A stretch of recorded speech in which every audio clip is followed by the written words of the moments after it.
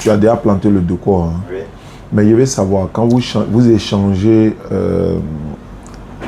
à votre niveau là-bas, c'est les questions que lui pose et que toi tu devais répondre, c'est ça? Oui. Ok, il n'y a pas de problème. Donc, moi je me présente déjà, c'est Oustaz Diané de la DDR. Maintenant, vous c'est? Diacoin Jérémy. Tu es chrétien? Oui, oui, je suis chrétien. Catholique, évangélique, protestant? Évangélique. Il n'y a pas de souci. Donc, moi, je suis prêt à te répondre. En attendant l'heure de la prière, toutes les questions, il faut envoyer toutes les questions. Mais je ne dis pas qu'il y a la réponse à tout. Mais au moins, s'il y a la réponse à une ou deux questions, en tout cas, les questions que tu vas poser, s'il y a la réponse, je te donne les réponses. Si je n'ai pas la réponse, ben, on verra quoi. Là, si je dois t'orienter vers d'autres personnes, Inch'Allah, on le fera. Donc, allons-y. Il n'y a pas de souci. Merci. Ok, ma première question, parce que j'ai lu dans le livre de Jean 8, verset 58. Il est écrit: avant qu'Abraham ne fût, je suis. Voilà. Donc, il est écrit: avant que, en vérité, je vous le dis, avant que Abraham ne soit, je suis. Donc, je n'arrive pas à comprendre là. Il veut dire quoi par là? D'accord. أعوذ بالله من الشيطان الرجيم بسم الله الرحمن الرحيم والصلاة والسلام على رسول الله السلام عليكم ورحمة الله. Merci. Hein. Jésus a dit ça dans Jean 8, le verset 58. Il a dit à ses disciples, ou encore aux Juifs, pas à ses disciples, mais aux Juifs, il leur a dit: votre père Abraham a tressailli de joie de ce qu'il verra mon jour. Il l'a vu et il s'est réjoui. Au départ, c'est ce qu'il a dit. Il dit: votre père Abraham a tressailli de joie de ce qu'il verra mon jour, parce qu'il était dans un échange avec les Juifs. Et il l'a vu, il s'est réjoui. Les Juifs disent: mais attends, toi tu n'as pas encore 50 ans et puis tu as vu Abraham? Jésus dit: en vérité, je vous le dis, avant qu'Abraham ne soit, ou encore avant qu'Abraham ne fût, je suis. En d'autres termes, moi j'ai existé avant même qu'Abraham ne soit. Mais ce n'est pas l'existence physique. L'existence physique. Si c'est pas, parce que j'ai dit c'est pas l'existence physique. Pourquoi j'ai dit c'est pas l'existence physique? Parce que physiquement là, Jésus n'a pas existé avant Abraham, selon la Bible. Oui. Dans Matthieu 1, le verset 1, Jésus est descendant d'Abraham. Quand tu es descendant de quelqu'un, tu ne peux plus exister avant lui. Le petit arrière-enfant d'Abraham, c'est Jésus. Il est descendant de David. Il est descendant d'Isaac, fils d'Abraham. Donc tous ceux-là, David, Moïse, Salomon, Jean-Baptiste, tous ceux-là sont descendants d'Abraham. Parce que les enfants d'Abraham, côté Isaac, ils sont tous juifs. Parce qu'Abraham, lui, n'était pas juif. Mais à partir d'Isaac, parce que Isaac a engendré Jacob, Jacob a engendré Judas. C'est là que le judaïsme sort. Donc, quand Jésus dit: avant qu'Abraham ne soit, je suis, on appelle ça dans le langage de la Bible, on appelle ça la préscience de Dieu. La préscience. C'est-à-dire, toi, le frère et moi, Dieu nous connaissait avant de nous créer. Personne ne peut dire que Dieu ne nous connaissait pas avant de nous créer. Il nous connaissait avant de nous créer. C'est lui qui nous a amenés à l'existence. Donc forcément, Dieu sait quelle matière il a pris pour nous créer. Il nous connaît, il sait. Avant de nous créer, il nous connaît. Pendant qu'il nous crée, il nous connaît. Après la création, il nous connaît. La même chose se répète dans la Bible. Dieu dit à un prophète qu'on appelle Jérémie. Et ça se trouve dans le livre de Jérémie 1, verset 4. Il dit: avant que tu sois conçu dans le sein maternel, avant que tu fusses dans le sein, c'est-à-dire que, en français facile, avant que ton père et ta mère soient ensemble, avant qu'elle tombe enceinte de toi, moi Dieu je te connaissais et je t'avais déjà établi prophète des nations. Sa maman ne l'a pas encore accouché. Sa maman n'est pas encore tombée enceinte de lui. Mais Dieu dit qu'il est déjà prophète. Bon, il est prophète où? Il n'est pas encore né. Il est prophète où? Sur quelle planète? Il est prophète dans la préscience de Dieu, dans la connaissance de Dieu. Dieu le connaît, parce que c'est Dieu qui va l'établir maintenant prophète. Avant qu'il soit né, Dieu a dit lui, il sera prophète, mais avant qu'il soit né. Donc c'est pourquoi Jésus a dit, il parlait à des juifs qui pensaient, qui disaient que ils sont fils de Dieu, et ils sont fils d'Abraham. Nous ne sommes pas des enfants illégitimes, nous avons un seul Père, Dieu. Jésus lui a dit, mais si Dieu était votre Père, vous devez moi m'aimer, car c'est de Dieu que moi je suis sorti, je suis venu. Je ne suis pas venu de moi-même, mais c'est lui qui m'a envoyé. Pourquoi vous ne comprenez-vous pas mon langage? Tout ça c'est dans Jean 8 là. Hein? Là c'est au verset 48. Pourquoi ne comprenez-vous pas mon langage? Parce que vous ne pouvez écouter ma parole.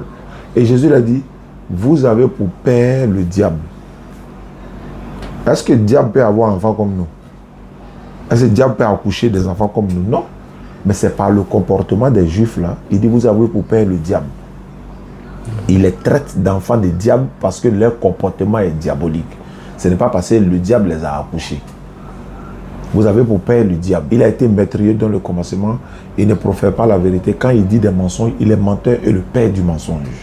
Ça, c'est Jean 8, verset 40 à 44. Donc, c'est la suite maintenant, jusqu'à dans le dialogue là maintenant. Il va le dire, mais moi, il a dit, votre père Abraham a tressaillé de joie. Parce que les Juifs se réclamaient d'Abraham. Il dit, mais votre père Abraham, dont vous vous réclamez de lui là, il s'est tressaillé de joie de ce qui verra mon jour. Abraham a vu moi mon jour. Il a vu et puis il s'est réjoui, c'est-à-dire il était content. Attends. Toi, tu n'as même pas 50 ans, toi tu as vu Abraham. Il n'a pas dit il a vu Abraham. Hein. Dans le test là, Jésus n'a pas dit lui il a vu Abraham. Oui. Il dit Abraham a vu mon jour. Et puis on s'est vu, c'est pas la même chose. Votre père Abraham a tressé déjà de qui il verra mon jour. Il a vu et il s'est réjoui. Abraham savait que lui il a un petit enfant qui viendra, qui va être Jésus. Donc il a vu le jour de Jésus, il sait. Quand il sait une chose là, c'est pourquoi par exemple nos grands-pères peuvent dire par exemple, à leur époque, j'ai un enfant qui viendra, qui va faire ça, qui va sortir dans telle contrée, dans tel village, dans telle chose.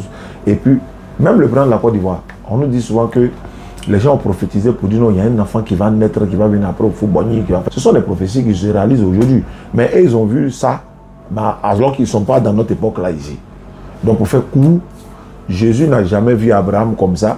Abraham n'a jamais vu Jésus comme ça. Mais Jésus est descendant d'Abraham. Jésus là, c'est l'un des arrière-petits-fils d'Abraham. Jésus est né sans papa avec une maman. Donc voici l'explication. L'explication c'est quoi? C'est qu'on appelle ça la préscience de Dieu. Dans la préscience de Dieu, Dieu connaissait tout ce qui va se passer sur la terre avant de nous créer. C'est ce qu'on appelle préscience. Donc dans cette préscience-là, Jésus peut exister avant Abraham auprès de Dieu. Abraham peut exister avant Moïse auprès de Dieu. Mais dans la création, c'est pas à l'ordre. C'est Adam qui est premier. Il n'y a pas de souci. Tout à l'heure, vous venez de dire que Jésus peut exister avant. Parce que quand on dit le mot avant, c'est que peut-être lui, il est né avant moi. Mais moi, je viens et puis je dis avant que lui, il soit né, ou bien avant que lui, il fut, moi j'y suis. C'est-à-dire, il existait avant, déjà, avant Abraham. Le problème là, s'il existait avant Abraham là, moi je veux savoir c'était où. Bon, c'est la question. Mais c'est ce que je suis en train de t'expliquer. C'est ça qu'on appelle la préscience là. Nulle part sur la planète Terre, quelqu'un va dire, est-ce que vous savez que Jésus était ici? C'est après Abraham est venu. Jamais de la vie tu vas trouver ça. Ni sur la terre, ni au ciel. Ça n'existe pas. Donc c'est la préscience là. Est-ce qu'il a dit, mais on dirait que je n'ai pas compris. Il dit, quand Jésus dit, avant qu'Abraham ne fût, je suis, ça ne veut pas dire qu'il a existé avant Abraham. Pourquoi? Parce que lui-même, il est descendant d'Abraham. C'est le langage de la Bible. Ça ne veut pas dire que si tu prends ça de façon littérale comme ça, maintenant on va te poser la question. Bon, supposons que Jésus existait avant Abraham. Mais c'était où? À Jérusalem? Non. En Israël? Non. En Palestine? Non. Où? Sur quelle planète? Où? Si ce n'est pas la préscience de Dieu là, Jésus a existé avant Abraham, où? Dans quel monde? Ça n'existe pas. Tu ne peux pas dire non, il existait auprès, et c'était au ciel. Mais si on te dit c'était au ciel, il va falloir prouver. C'est ce qu'il a dit dans mon introduction. Il a dit, Jésus peut exister avant Abraham dans la présence de Dieu. Dieu peut choisir de créer Jésus avant Abraham. Mais dans l'ordre là, Abraham vient premier. Dieu peut décider. C'est-à-dire que moi, je peux décider, par exemple, de dire, bon, je mets mon enfant, celui-là à l'école, je mets lui là à l'école franco-arabe. C'est ce qu'il a décidé. Maintenant, en voulant que lui qui est mis à l'école là, il n'a qu'à devenir ministre. Tu vas aller voir que celui qui est mis à l'école franco, lui devient président même. Mais moi, dans ma préscience là, c'est comme ça, il a décidé. Voilà. Mais Dieu peut décider de créer Jésus avant Abraham. Cela ne veut pas dire que Jésus a existé avant Abraham. Dieu peut décider ça. C'est pourquoi, bon, regardez, même la maman de Jésus n'a pas existé avant Abraham. C'est Jésus qui va exister avant Abraham. La maman de Jésus. Mais personne ne peut dire la maman de Jésus n'a pas existé avant Jésus. Elle a existé avant Jésus. C'est celle qui l'a créé. C'est celle qui l'a accouché. Moi et ma maman là. Ma maman était là obligatoirement avant que moi je sois là. Mais dans la présence de Dieu là, Dieu peut-être m'avait déjà créé chez lui là-bas avant même de créer ma maman. Mais il ne va pas nous envoyer sur la terre comme ça, c'est une procédure. Il doit passer par celle-là pour venir sur la terre. Donc elle est avant moi dans la création. Mais auprès de Dieu, moi je peux être avant elle auprès de Dieu, mais ça ne veut pas dire que je suis avant elle. Jésus n'a jamais existé avant Abraham. Pourquoi? Il est descendant d'Abraham. Est-ce que toi tu peux vivre avant ton ancêtre? Ou bien c'est parce qu'il a dit qu'on ne doit plus chercher à comprendre. Jésus a dit par exemple, celui qui m'a vu a vu Dieu, a vu le Père. Ça veut dire quoi? Est-ce que ça veut dire qu'il est Dieu? Non, il faut chercher maintenant à comprendre. Il dit, moi et le Père, nous sommes un. Mais quand il dit ils sont un là, il faut chercher à comprendre, ça veut dire quoi? Ça ne veut pas dire qu'ils sont fusionnés tant que Dieu ne quitte pas, Jésus ne quitte pas. Non, c'est pas comme ça. Hein? Ça aussi, ça s'explique. Ah, voilà pourquoi il dit, la Bible là, moi j'ai près de 17 Bibles ici. L'explication de ça là, c'est différent de l'autre. L'autre c'est différent de l'autre, l'autre c'est différent de l'autre. J'ai un document ici, on dit le jour où Jésus est devenu Dieu. Le jour où Jésus est devenu Dieu. Mais quand quelqu'un voit ça, il doit être tiqué. Comment devenir Dieu? Est-ce qu'on devient Dieu? On ne devient pas Dieu, non. Mais le document là est là. Jésus est devenu Dieu. Donc, Abraham, c'est l'ancêtre de... Pour couper court, comme c'est dans la même Bible là qu'ils ont pris, qu'avant qu'Abraham ne fût Jésus, on prend dans la même Bible là, Jésus est descendant d'Abraham. Comment tu expliques qu'il est descendant d'Abraham? Comment tu peux m'expliquer ça? Jésus est descendant d'Abraham. En fait, ce sont les mots qu'il fait sortir. Et ça, je n'arrive pas à comprendre. Comme vous venez de dire, c'est dans la préscience de Dieu. Ok. Donc, dans la préscience de Dieu, tu veux comprendre, Jésus existait bien avant. J'ai dit, il peut. Non. Pourquoi? Puisque lui-même, il affirme. Avant que Abraham ne soit, moi je suis. D'accord. C'est qu'il existait bien avant. Bon, d'accord. Bon, s'il existe avant Abraham, non. Comment se fait-il qu'il est descendant d'Abraham encore? Mais, puisque c'est lui qui affirme. Là, je n'ai pas dit non. La Bible aussi, c'est la même Bible qui affirme aussi qu'il est descendant d'Abraham. Il faut que tu expliques ça. Voilà. Comment il peut exister avant son descendant, son ascendant plutôt. Voilà la raison pour laquelle moi j'ai dit je n'arrive pas à comprendre. Moi j'ai beau expliquer. Hein. Ok. J'ai expliqué, j'ai dit. Je répète pour la 3e fois. Okay. C'est pas de façon physique. Oui, c'est ça, je comprends. Voilà, il n'a pas existé avant lui physiquement. Il peut exister avant lui dans la préscience. Maintenant, je prends un exemple. Bon, on dit, bon, on accepte ça. Jésus a existé avant Abraham dans la préscience. Maintenant, ça change quoi? Puisque avant Abraham, il y a eu Noé, il y a eu Enoch, il y a eu Adam. Donc, ça change quoi? S'il a existé avant Abraham, là, qu'est-ce que ça change? Il faut qu'on comprenne ça aussi. En fait, je réalise la partie là avec la divinité des gens. C'est là où lui il est parti. Okay. C'est ce qu'il voulait. Voilà pourquoi il dit, mais ça change quoi?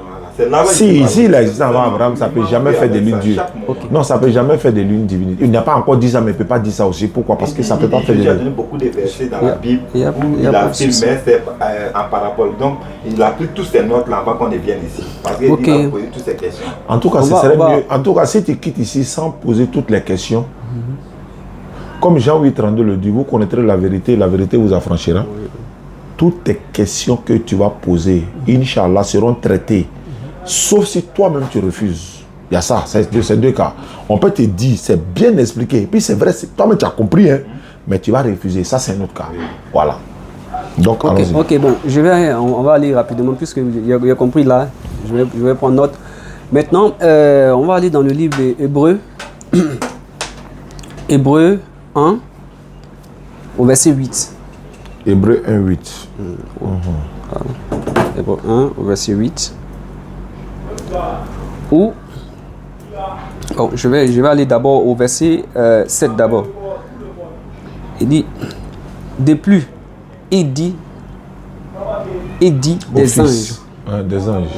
Il dit, de plus, il dit des anges.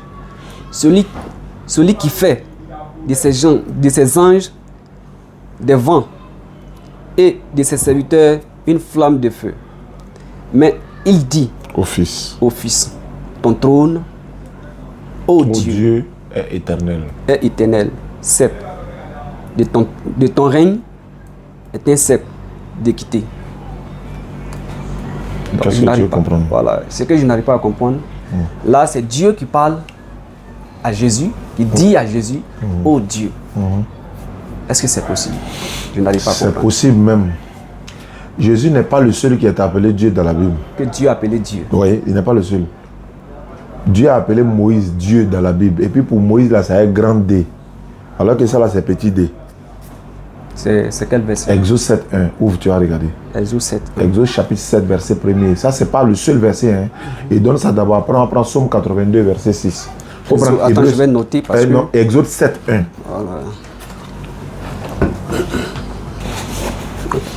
Exode chapitre 7, verset 1er. Dieu dit, il dit à Moïse, oh Moïse, vois, je te fais Dieu pour Pharaon et ton frère Aaron sera ton prophète.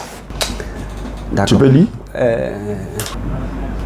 Ok. L'Éternel dit à Moïse, vois, je t'ai fait Dieu pour Pharaon et Aaron, ton frère, sera ton prophète. Le D là, je te fais Dieu là, ça avec quel D? C'est avec D en grand caractère. Grand D, grand caractère. Quand c'est avec grand caractère, on dit à quelqu'un Dieu là. Est-ce que en français ça signifie quoi? Le grand D, petit D. D majuscule, D minuscule là, ça a un sens. Quand c'est D majuscule là, ça veut dire c'est lui-même qui est Dieu même. Mais quand c'est minuscule, ça veut dire qu'il n'est pas Dieu. Mais pourquoi pour Moïse là, c'est avec grand D? Mais Moïse n'a jamais été Dieu. Alors que quand tu regardes dans Hébreux 1, 8 là, pour Jésus là, c'est petit Dieu. Ok, ici, il dit je t'ai fait Dieu. Mais là, il a dit oh Dieu. Il s'est adressé directement à lui. Oui, mais Dieu. En le glorifiant. Oui, mais c'est ce que je suis en train de te dire. En le Dieu a dit oh Dieu. Oh Dieu. N'est-ce pas? Mais pour ici, il n'a jamais dit à Jésus je te fais Dieu. Alors que pour Moïse là, c'est plus lourd même pour dire oh Dieu. Il dit je te fais Dieu. C'est-à-dire que le mot est sorti, mais je te fais Dieu. Et puis ce qui est grave, dans Hébreu là, c'est le commentateur biblique qui dit que ça parle de Jésus. Sinon, il n'y a pas de nom de Jésus qui est mentionné là-bas. Mais on l'accepte. Il n'y a pas de nom de Jésus. Moi, il peut contester pour dire que ce n'est pas Jésus. Tu as monté des gens, tu ne peux pas démonter. Alors que pour Moïse là, tu ne peux pas démonter aussi, puisque son nom est mentionné. Mais on l'accepte. On l'accepte, oui, ça parle de Jésus, il n'y a pas de problème. Il dit, oh Dieu, ton trône est immense, etc. Mais il dit au Fils. Qui dit au Fils? Dieu. C'est Dieu qui dit au Fils. Oh Dieu, ton trône est éternel. Mais le Dieu qui dit au Fils, là, le Fils n'a plus de même Dieu. Puisque les hommes sont appelés Dieu dans la Bible. Les hommes sont les hommes. Il faut prendre Psaume 82. Psaume 82. Voilà. Verset 6 ou bien verset 1 à 6. Je préfère qu'au verset premier même. On va dire Psaume 82, verset 1 à 6. On dit Dieu se tient dans l'assemblée des dieux. Aïe, il y a combien de dieux alors? Dieu se tient dans l'assemblée des dieux et il juge au milieu des dieux. Ou bien encore dans l'assemblée de Dieu et il juge au milieu des dieux. Maintenant, verset 86, Psaume 82, verset 6, il dit vous êtes des dieux, vous êtes tous des fils du Très-Haut. Quand il dit vous êtes des dieux, c'est pluriel. Au pluriel. Maintenant, dans la Bible, là, les hommes sont appelés Dieu. Satan est appelé Dieu. Moïse est appelé Dieu. Jésus n'a jamais été appelé Dieu.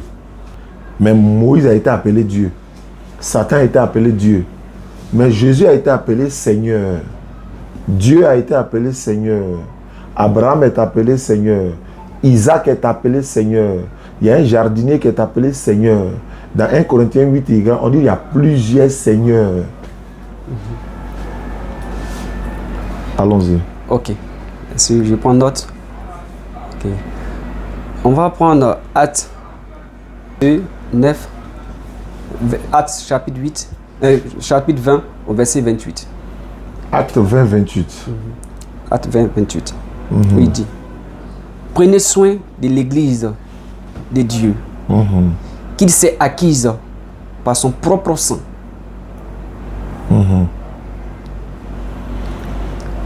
Qui a acquis par son propre sang? Qui? De Dieu. Non, je veux savoir, parce que si toi tu as lu et que tu ne poses pas de questions pour que je puisse comprendre, Voilà.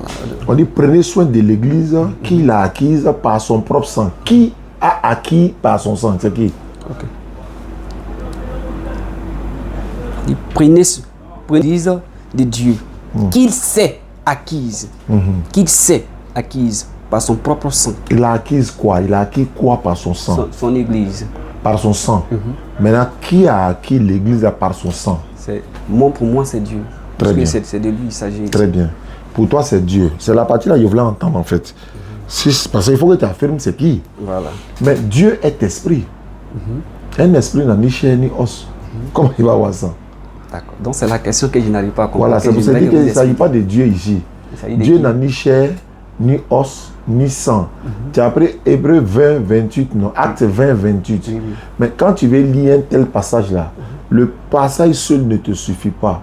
Il faut lire tout le contexte, du premier verset jusqu'au dernier, et puis la partie là, tu comprendras automatiquement. Mais comme tu as plaqué la question comme ça, moi je réponds en fonction de ta question pour dire Dieu lui n'a pas sang. Ça doit être quelqu'un d'autre, mais ce n'est pas Dieu. Et puis l'église là, quand on dit église là, ce n'est pas bâtiment. L'église ne veut pas dire bâtiment. Église veut dire lieu de rassemblement. C'est-à-dire des personnes qui se rassemblent dans un lieu, c'est lieu de rassemblement. L'église veut dire lieu de rassemblement. Mosquée veut dire lieu de prosternation. Donc, un lieu de rassemblement. Ici, la paix est une église. Si c'est un lieu de rassemblement où les fidèles se retrouvent et tout ça, même s'il n'y a pas de bâtiment, le lieu, pas la maison, mais le lieu. Maintenant, comment on peut acquérir une église par son sang? Comment ça? Sang de qui? Sang de Dieu. Dieu n'a pas de sang, il n'en est chair ni os. Ok. Donc pour moi, si je veux comprendre bien, ce qui est écrit là, c'est faux. Moi, je ne t'ai pas dit c'est faux. Mais il dit c'est pas sang de Dieu, parce que Dieu n'a pas sang, Dieu n'est pas un homme. Lui n'est pas un être humain en fait. C'est le sang de quelqu'un d'autre.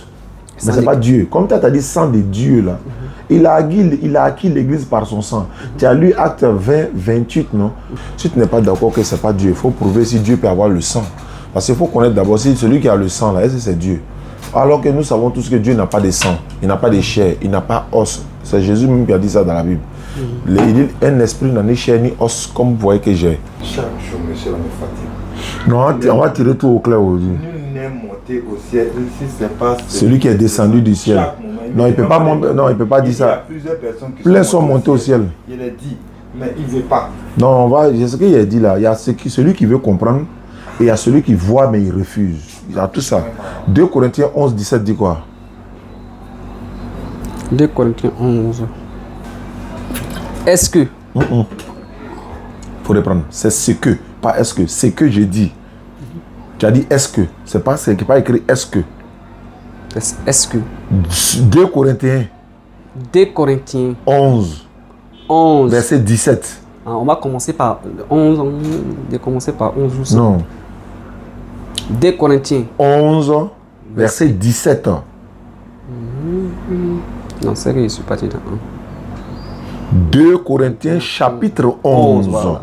Et le verset 17 maintenant. Okay. Ce que j'ai dit avec l'assurance d'avoir sujet de me glorifier, je ne le dis pas selon le Seigneur, mais comme par folie. Ça veut dire quoi?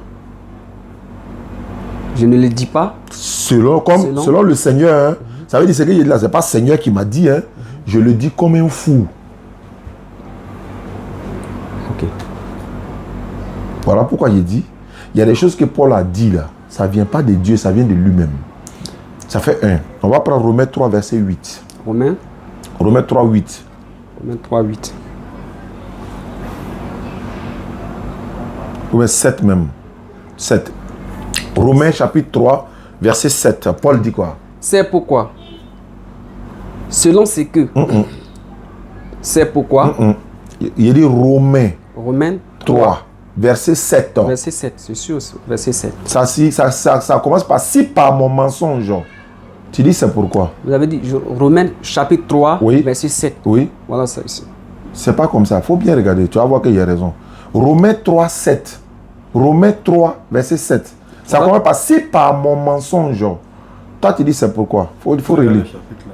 Le chapitre 3, verset 7. Il faut lire le 7 hier. C'est pourquoi, selon ce que...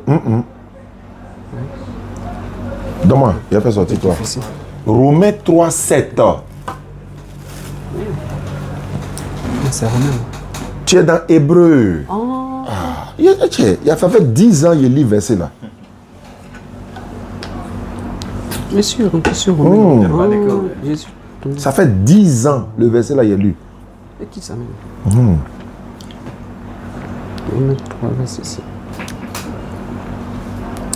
Et si, par mon mensonge, la vérité de Dieu éclate davantage pour sa gloire, pourquoi suis-je moi-même encore jugé comme pécheur? Comme pécheur. Et si par mon quoi?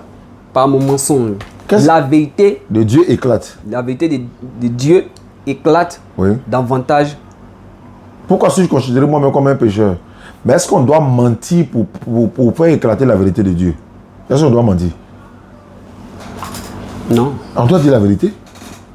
Mais pourquoi lui dit, mais c'est pas mon mensonge, la vérité de Dieu éclate? Où est le problème? Je mens, non? Oui, mais au moins la vérité de Dieu éclate, oui. Mais où est le problème? Mais pourquoi tu mens? Et c'est pas moi qui ai dit. Ça est dans la Bible. C'est pas moi qui ai dit, c'est Paul même qui dit, c'est par mon mensonge. Mais pourquoi il dit par mon mensonge? De l'autre côté, il dit c'est par folie. Il dit, je ne le dis pas comme Seigneur, c'est par folie. Mais bon, on fait comment? C'est pas parce qu'il a dit ça que nous on va tout rejeter. On ne prend pas tout aussi. Parce qu'il nous a avertis. Voilà pourquoi il dit, le contexte hébreu qu'on a lu là, contextualisons les choses. Ça peut s'attribuer à Jésus. Mais le problème là, Dieu n'a pas sang. Si on parle de Dieu là, c'est pas Dieu. Dieu lui n'a pas sang. Ça peut être Jésus. Jésus a sang, il est un être humain. Ça peut être Jésus qui s'est sacrifié pour vous, mais Jésus lui n'a jamais dit ça. C'est Paul qui est en train de conseiller maintenant ses disciples ou encore ses compatriotes, ses compagnons. C'est pourquoi dans chaque livre de Paul, c'est écrit au début, par exemple dans Corinthiens, on dit la lettre aux Corinthes. Paul s'adresse aux Corinthiens. C'est un peuple, les Corinthes là, les Corinthiens. Il y a le premier livre où il s'adresse aux Corinthiens, deuxième livre où il s'adresse aux Corinthiens. La lettre aux Hébreux, verset 7. Donc, regarde ta liste et puis pose la suite des questions. Okay. Toutes les questions qui te préoccupent, en tout cas, il faut profiter. Il n'y a pas de souci.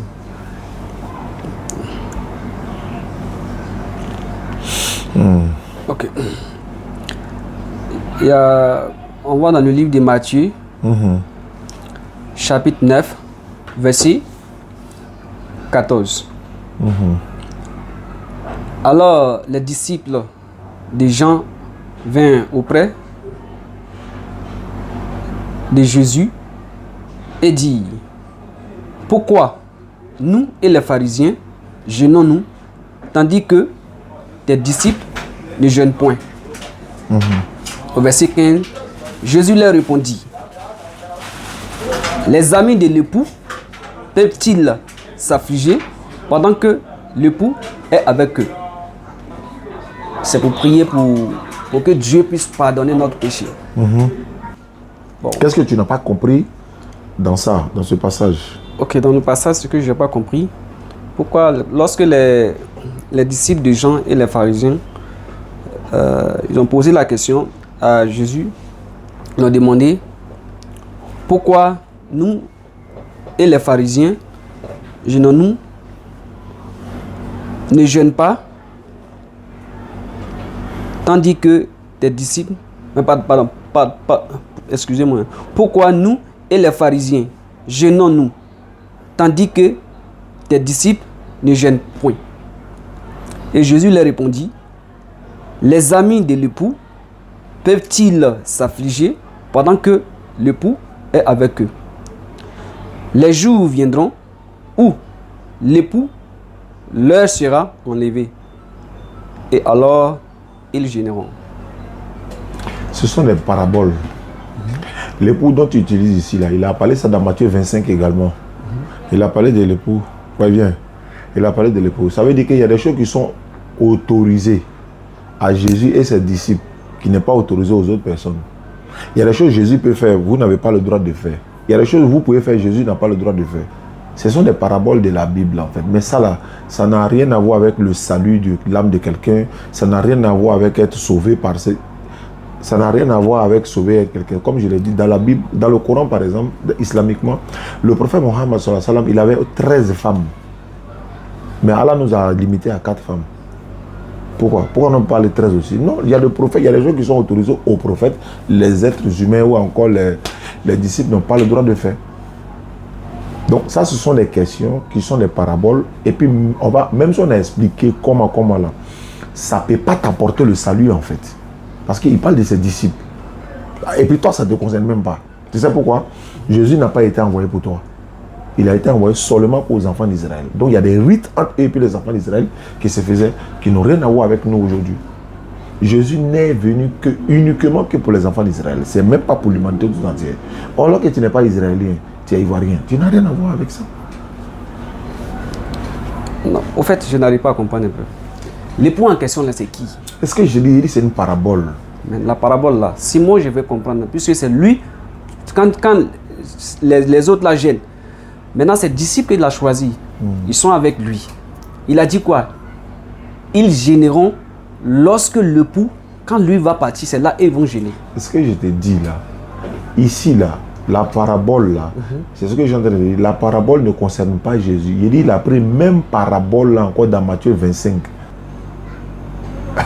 En fait, il n'y a pas de question de salut dans la question. La partie là, comme c'est Jésus qui est Dieu, donc comme Dieu est là avec ses disciples. Parce que la manière qu'il a parlé, mais il faut qu'il n'a qu'à être honnête directement ici. Il ne faut pas la cacher. Voilà. Il ne faut pas tourner. Il faut dire il est qui. S'il n'est pas Dieu, il faut dire le mot là, s'il n'est pas Dieu. Parce que voilà. Donc je reviens sur ma question. S'il n'est pas Dieu, il est qui? Sur ce côté. Voilà, s'il n'est pas Dieu, d'abord Dieu lui ne gêne pas. Et puis Dieu n'a pas de disciples. On dit tes disciples là ne gênent pas. Pourquoi est-ce que Dieu lui a disciple? Dieu n'a pas de disciples.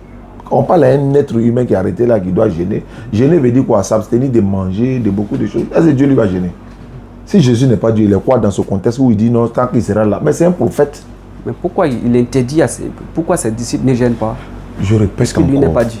Il y a des choses que Jésus-Christ là, il a le droit, Dieu lui a autorisé ça. Il peut ordonner ça à ses disciples parce que lui, il est prophète. C'est ce que je suis en train de répéter. Nous, là, il y a des choses qu'on ne peut pas faire. Il était pris l'exemple du prophète Mohammed sallallahu alayhi wa sallam. Mohammed avait 13 femmes. Est-ce que nous, on peut avoir 13 femmes? Salomon, il avait 1000 femmes. Est-ce que nous, on peut avoir 1000 femmes? C'est ce qu'il dit. Maintenant, si tu demandes qui il est là, là, au moins, on rentre dans le vif du sujet. Ouais, Jésus, dans la Bible, là, il n'est rien d'autre qu'un envoyé de Dieu, un prophète, un messager. Je répète mes mots. Il n'est rien d'autre qu'un prophète, un envoyé de Dieu, un messager. Il n'est même pas fils de Dieu. Il n'est pas fils de Dieu. À plus forte raison, Dieu. C'est-à-dire, si on veut aller sur la... On n'a qu'à parler au cœur ouvert maintenant là. Parce que quand on tourne, s'il n'est pas Dieu, mais attends, il est un homme. C'est un être humain. C'est pas moi qui ai dit ça, c'est la Bible qui dit que Jésus est un être humain. Et Jésus lui-même, sa propre bouche a dit que lui, il est un être humain. Et cet être humain que vous le passez là, tu ne verras pas ça dans beaucoup de Bibles. Moi, j'ai une Bible ici, ça est dedans. Jésus a dit, moi, un homme qui vous a dit la vérité que j'ai entendu de Dieu. Moi, en tant qu'un être humain, vous avez beaucoup de Bibles, tout ça est coupé dedans, ça n'existe pas. Maintenant, on a ça. Maintenant, s'il est Dieu, comment Dieu va venir gêner? Toi, tu dois te poser la question, s'il est Dieu, pourquoi il va dire, on va dire, c'est ça que Jésus a gêné pendant 40 jours, non? Si. Dans la Bible, non? Maintenant, pourquoi tu ne poses pas la question aussi, mais pourquoi les autres aussi n'ont pas fait 40 jours là? Les disciples, c'est-à-dire que les pharisiens, les juifs qui étaient à eux là, oui, nous on doit gêner, pourquoi toi tes disciples ne gênent pas, etc. Mais pourquoi Jésus a fait 40 jours, il gêne, pourquoi eux aussi il ne faut pas 40 jours? Ils n'ont qu'à faire 40 jours, on voit. Ils vont mourir. Non, c'est le prophète. Il a des droits. Il y a Dieu qui lui a donné des droits que ceux-là n'ont pas. Pourquoi Jésus ressuscite les morts et puis ceux-là ne ressuscitent pas les morts? C'est parce qu'ils n'ont pas la même chose. Lui, il est prophète et ils ne sont pas prophètes. Lui, il est envoyé de Dieu direct et ils ne sont pas des envoyés de Dieu. Donc, il y a des choses que lui il a le droit. Il y a des choses qui lui est prioritaire. Il y a des pouvoirs que Dieu lui a donné. Il n'a donné à personne d'autre si ce n'est les autres prophètes. Moïse a divisé la mer, non? Oui, pourquoi Jésus n'a pas divisé la mer? Jésus a fait plus que ça. Il a fait plus que ça. Il a fait plus. Jésus, mais il a ressuscité l'homme. Mais attends. Si Jésus a ressuscité l'homme. Il a fait plus que ça. Donc, si quelqu'un ressuscite mort là, ça fait de quoi? Ça fait de lui quoi? Un Dieu. Il a la vie en lui. Il donne la vie. Tu sais que l'apôtre Pierre aussi a ressuscité mort. Il n'est même pas prophète. Il n'est même pas Dieu. Il a ressuscité mort. Après l'apôtre il est Paul. Dans la Bible. L'apôtre Paul. Pas Paul. Pierre. Pierre, ça c'est dans le Nouveau Testament. Il est dans la Bible. Ok. Il n'a pas dit ancien ou nouveau, il est Bible. Mais Jésus les a ordonnés. Il dit si tu crois. Je veux savoir, est-ce que Pierre a ressuscité mort? Si tu crois à mon nom, tu peux le faire. Je te pose une simple question. Voilà pourquoi je dis à le frère. Il y a des gens qui veulent comprendre, il y en a qui ne veulent pas comprendre. Avant que Jésus soit né là, il y a quelqu'un qui a ressuscité mort. L'apôtre Pierre. Pas Pierre. Lequel? Pierre a ressuscité mort après que Jésus soit passé. Avant même Jésus soit né, Élisée a ressuscité mort. Élisée? Oui. C'est quel verset? 1 Roi chapitre 17, verset 14. Il faut prendre note et puis on vérifie les Écritures. 1 Roi, ça c'est le Nouveau Testament ou bien Ancien Testament? Il dit c'est la Bible. Pourquoi tu fais pourquoi tu tries? Il dit Bible, tu dis nouveau ou bien ancien. Moi il dit Bible. 1 Roi 17, verset 14 à 34. Si tu veux qu'on lit, on lit. Si tu veux pas aussi, même, en même temps après ça, Élisée, il y avait Élie, non? Élisée, ses os ont ressuscité mort. Jésus n'était même pas encore né. Ses ossements ont ressuscité mort. On trouve cela dans 2 Rois chapitre 13, verset 19 à 20. Non, 20 à 22. 2 Rois 19, 20 à 22. 2 Rois 19. Verset 20 à 22. Élisée. Ces os-là ont ressuscité mort. On a 1 Roi verset 17. 1 Roi 17, verset 14 à 34. Élie a ressuscité l'enfant mort d'une femme là. Chez la femme, il a résidé chez elle pendant un temps. La nourriture devait diminuer. Quand il a prié, manger ne la finissait jamais. Et l'enfant là, la femme là, son enfant est mort. Élisée a pris l'enfant, il est monté dans la chambre haute là-bas. Il s'est couché sur l'enfant, bras contre bras, nez contre nez, dos contre dos, machin, tout ça là. Et puis il a prié Dieu. Dieu a ressuscité l'enfant. C'est Élisée qui a fait ça. Jésus a une fois fait ça? Non. D'ailleurs, Jésus, quand il voulait ressusciter Lazare, là, il s'adressait à Dieu. Pourquoi il s'adresse à Dieu? Celui-là a le pouvoir. Pourquoi il s'adresse à Dieu et il dit, je sais que tu m'exauces toujours. Il s'adresse à qui en disant cela? Et à la fin de son discours, il dit, j'ai parlé à cause de la foule qui m'entoure, afin qu'ils croient que c'est toi qui m'as envoyé. C'est quel verset? Jean chapitre 11, verset 38 à 44. Il dit, j'ai parlé à cause de la foule qui m'entoure. Jean. Moi, il préfère qu'on le lise. J'ai lu le texte en même temps. Jean chapitre 11, verset 40. Jean chapitre 11. Jean 11, verset 40. Jésus lui dit, n'étais-je pas dit, si tu crois, tu verras la gloire de Dieu. Il ôtait donc la pierre. Jésus leva les yeux en haut et dit, Père, je te rends grâce de ce que tu m'as exaucé. Pour moi, je savais que tu m'exauces toujours, mais j'ai parlé à cause de la foule qui m'entoure, afin qu'ils croient que c'est toi qui m'as envoyé. Jean chapitre 11, verset 41-42. Est-ce qu'avant de ressusciter l'enfant, il a dit au nom de Dieu? Qui a dit ça? Jésus. Il a fait quoi? Non, vous avez dit, avant de parler, il s'adressait à Dieu. Il a dit, Père. Avant de ressusciter oui, Lazare. bien sûr. Il ne peut pas ressusciter Lazare sans s'adresser à Dieu. Est-ce que c'est lui qui a le pouvoir ou c'est Dieu qui a le pouvoir? C'est Dieu qui a le pouvoir. Okay. Je vais chercher tous ces versets-là. Je vais prendre le temps pour lire. Quand Lazare est mort, Jésus, Marthe, si tu avais été ici, là, mon frère n'allait pas mourir. Mais maintenant, je sais que tout ce que tu demandes à Dieu, Dieu te donne. Elle a arrêté devant Jésus. Elle n'a jamais dit qu'il était Dieu. Il y a près de 2000 ans. Vous allez venir dire qu'il est Dieu aujourd'hui. Elle dit, je sais que tout ce que tu demandes à Dieu, Dieu te donne. Est-ce qu'il n'est pas Dieu? Est-ce que c'est un envoyé de Dieu? Et ils ont vécu avec lui, ils ont mangé avec lui, ils savent. Je continue. Jean 11, 41. Quand Jésus est allé vers Lazare, il a dit, ils n'ont qu'à enlever la pierre qui est devant la grotte là, la tombe là. Voilà pourquoi ils ont dit ici, ils ôtaient donc la pierre. Jean 11, 41. Jean 11, 41. Oui. À 42 quoi. Ils ôtaient donc la pierre. Il y a une scène qui va se passer. Tu vas m'expliquer ça. Quand on dit il ôtait donc la pierre, Jésus leva les yeux en haut. Pour faire quoi? Il ôta. Ils ont ôté la pierre, c'est-à-dire ils ont enlevé la pierre devant la tombe là. C'est en grotte là, voilà. Caillou qui était devant, le gros caillou là. Pourquoi on voit le cadavre? Non, ils ont enlevé pierre là. Ils ôtaient donc la pierre. Pour que tu puisses comprendre, verset 39. Jésus dit, ôtez la pierre. Enlevez la pierre là, parce qu'il va faire un miracle. Marthe, la sœur du mort, lui dit, Seigneur, il sent déjà, car il y a 4 jours qu'il est là.